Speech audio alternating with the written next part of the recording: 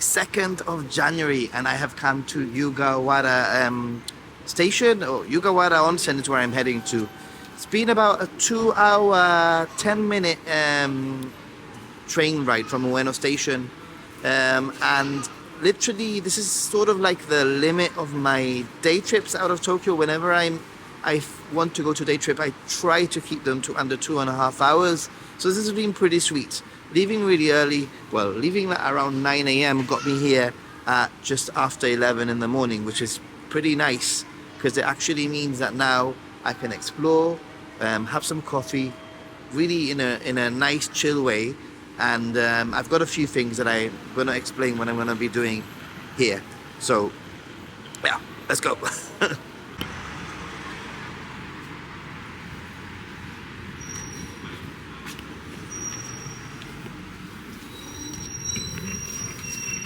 I need coffee to survive, I swear. This is like my fuel for the day. Anybody else feel the same way? So, I actually went to the tourist center. I was recommended this place by somebody on the train yesterday or the day before. I actually asked them, like, where do you recommend that I go? And they said, wait, why don't you come here? So this is what I'm doing.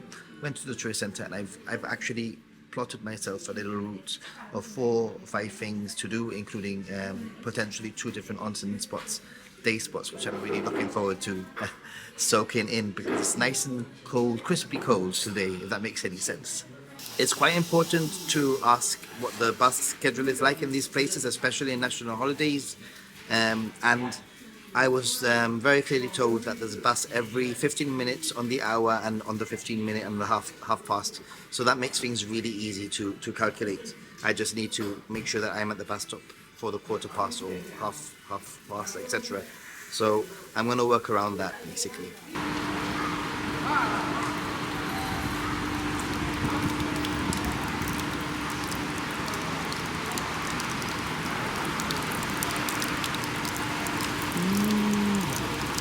It is a tad little rainy, which isn't the best weather for traveling, but I don't really mind the rain. I've said this many times.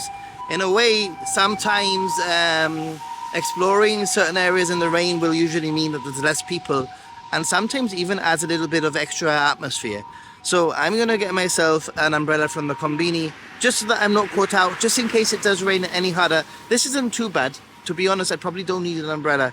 But you never know, and you don't want to be caught out in these more rural areas, inaka areas or onsen areas where there might not be too many convenience stores. So definitely don't want to be caught out. I've been there before. Love the fact that Japan is one of the most convenient countries in the world where you can literally buy one of these really cheap umbrellas, which I'm gonna hang on my bag for the rest of the day. And I always go for the transparent one just because it means that I can navigate a little bit easier. I could actually see through the umbrella, if that makes any sense.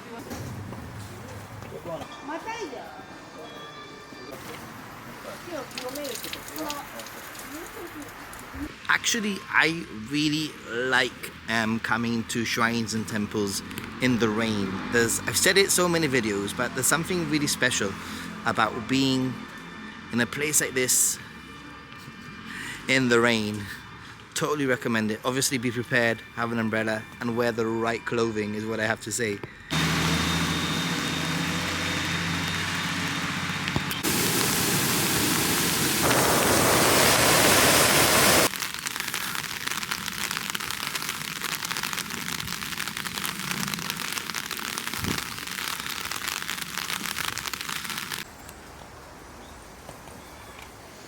I always find it fascinating how, like for example, the other day somebody left a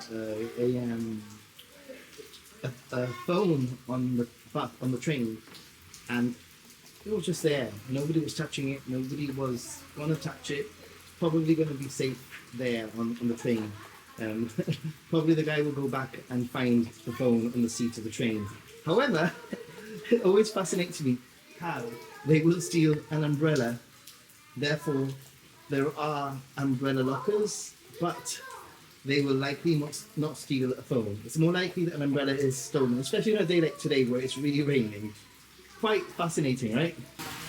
I've made it to the onsen area, up a little bit of a steep hill in the rain, locked up my umbrella so it's nice and safe, and I've got my key, and now it's onsen time. I probably won't be able to show you anything from in there, but I'm definitely going to have a nice time.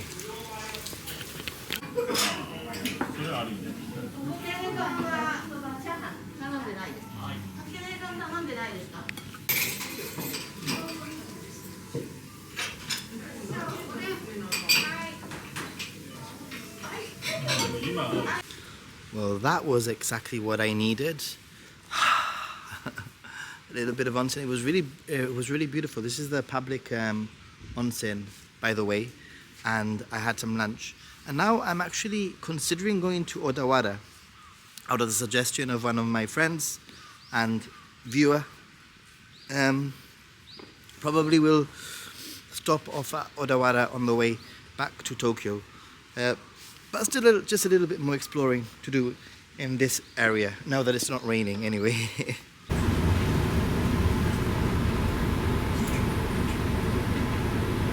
A lesson in changing plans, and that is the fact that I was gonna go to, I'm here in Odawara by the way, and I was gonna go to the Odawara Hilton as recommended by a viewer, but after waiting in a queue at the taxi stand for approximately, I would say 20 minutes. When I got into the taxi and I told the taxi driver where I wanted to go, he told me that there was a traffic jam and that it was going to take 50 minutes, 45 to 50 minutes to arrive there.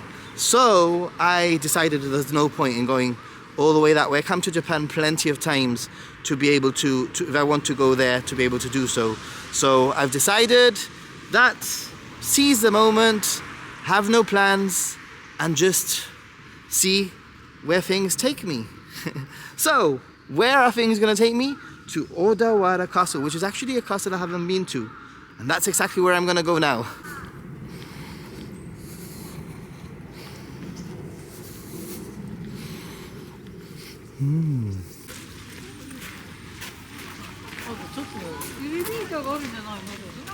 Am I being too lazy if I don't want to go in because I don't want to take off my shoes?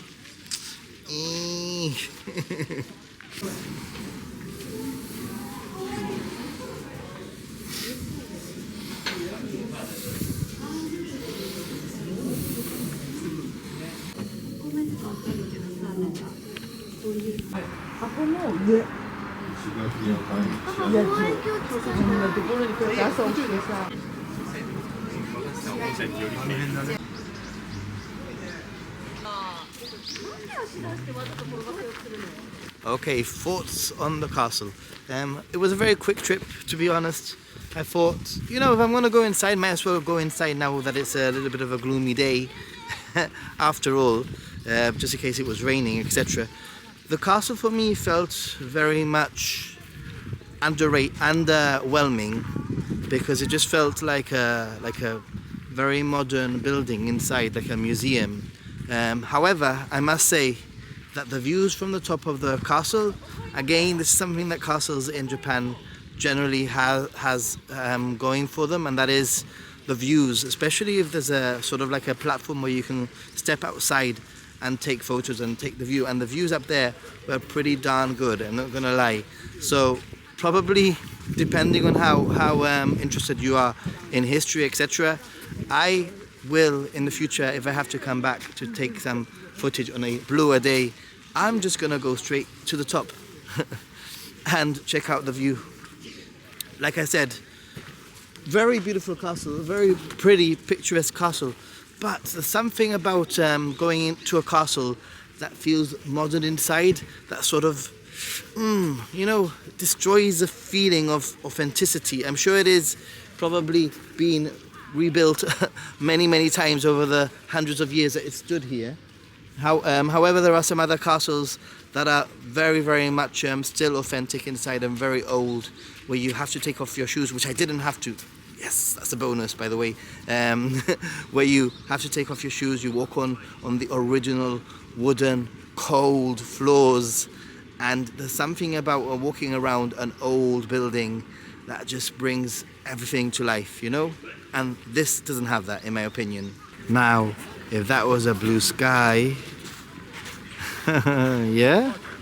And I also wanted to mention that, you know, the great things about the internet and connectivity and being a connected community, which you're not already, then make sure you subscribe, is that I'm going to be meeting a subscriber now who sent me a message saying, hey, you know, I live quite close by. Why, I'll come down and meet you here in near the castle or at the station. So, you know, sometimes things work out, you know, in a way that you don't expect them to. Because I wasn't expecting to meet anyone today, and today has been a little bit of a random, general, go with the flow sort of day, and I'm meeting someone, making a new connection, right? That's what life is all about, making connections with the right people, though, always.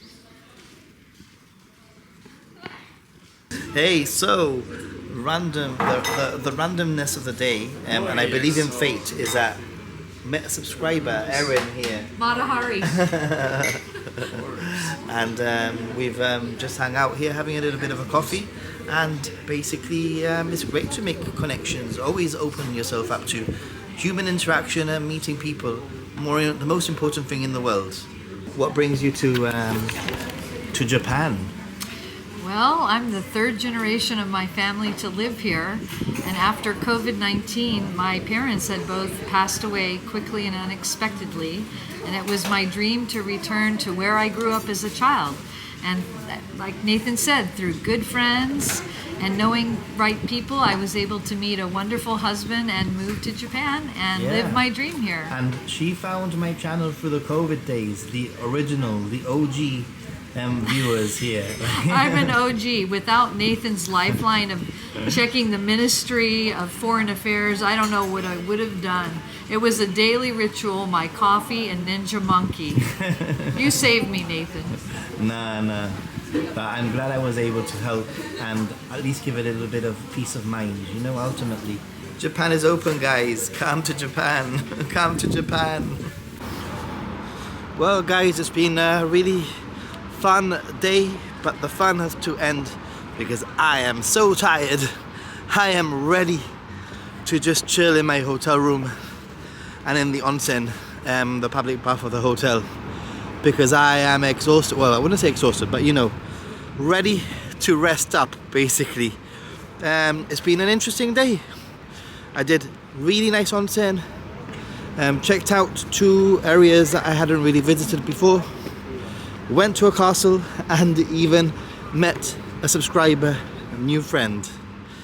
If you like what you're watching, you want to continue with the adventure, then please subscribe, hit that like button, and check out my main channel, Ninja Monkey, for tips, for guides, and everything related to travel in Japan and getting ready for your trip to Japan so that you're a much more confident traveler. See you all. Bye.